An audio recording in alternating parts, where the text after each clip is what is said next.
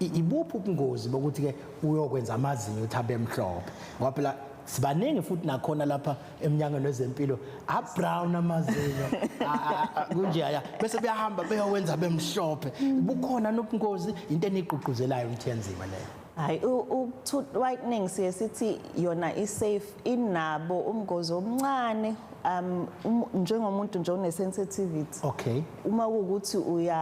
wenza tooth whitening ine acid nayo lento eswhitenisha ngayo shuthi wena usumuntu ozozwela kakhulu ngoba vele usensitive so sesingakuthandi lokho kodwa futhi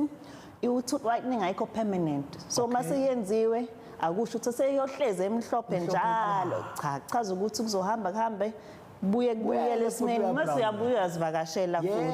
futhi nakhona kuya ngokuthi wena i-diet yakhe injani mawukuthi umuntu ophuza iwayini elibomvu uthanda amakhofi amatiye amnyama ayazwela futhi amazinyo iyaphela futhi whitening uyabuya